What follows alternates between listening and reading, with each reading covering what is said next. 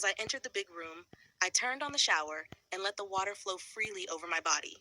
After a while, I got up, wrapped a towel around my chest, and headed for the closet. To my surprise, I saw a lot of dresses inside it. I picked out a brown one and put it on. After that, I headed for the door. I tried opening it, but it was locked. I tried multiple times. Suddenly, an alarm started beeping. I froze. What is happening? I muttered in fear, taking a few steps back. The door suddenly yanked open, and an angry Dr. George appeared. "You are trying to escape, huh?" he said, charging toward me. "No, no, no.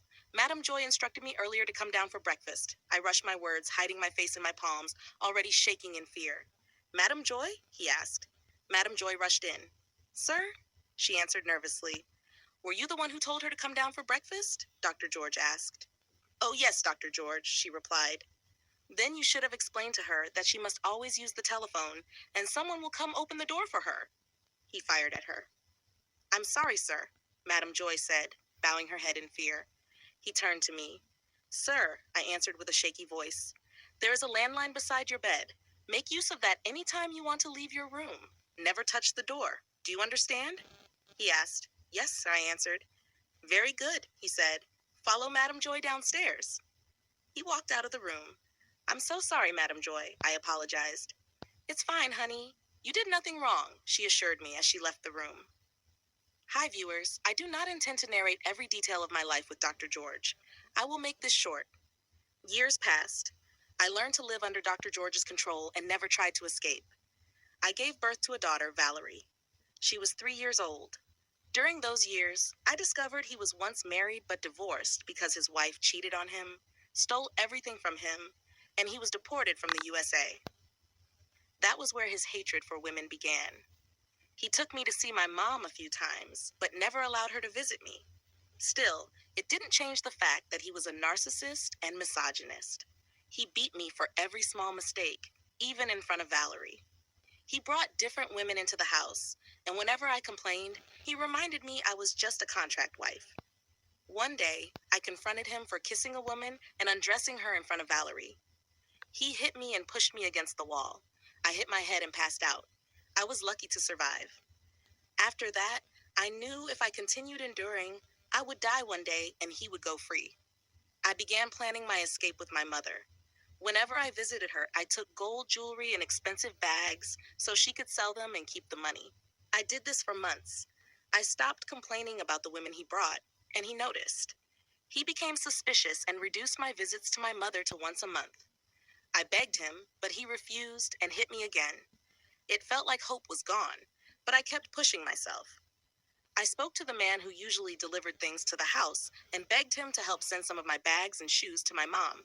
He hesitated, but I assured him it was just a gift. Eventually, he agreed. So every week, whenever Dr. George bought me new bags and shoes, I gave the older ones to the delivery man for my mother. One night, Dr. George grabbed my hand angrily. "Why are you always sending these things to her?" he demanded. I wanted to deny it, but he had already caught the delivery man, who told him everything. "So I ask you again, don't lie to me. Why are you sending those things to her?"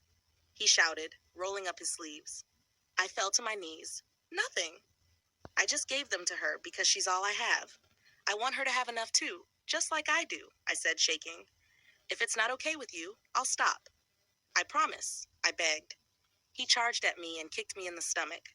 Pain shot through me. He kicked me again. "How dare you do anything without my permission? Who told you you can send what I bought with my money to your wretched mother?" he yelled, kicking me again. "Please," I screamed in pain, holding my stomach as blood began to flow. "Madame Joy," he shouted, "tell Dan to get the car ready." I was rushed to the hospital. That was when we discovered I was 4 months pregnant. I didn't even know. I must have been too focused on planning my escape. My mom came to visit me. She told me softly, "We have 15 million already." I was so happy inside.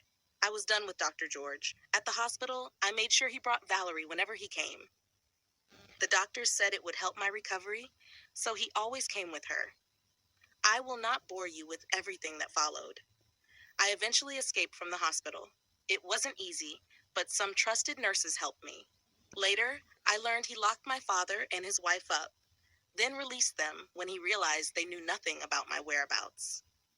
It has been 10 years since I left Dr. George. God has been faithful. My mother stood by me through everything, and we are now in Japan. My children sometimes ask about their father, and I always tell them he is dead. Thank you for staying with my story. I pray God protects you from monsters in human form. Goodbye.